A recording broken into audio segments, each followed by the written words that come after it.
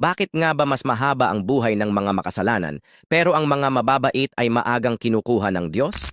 Mga kaibigan, ang Diyos ay maawain at makatarungan.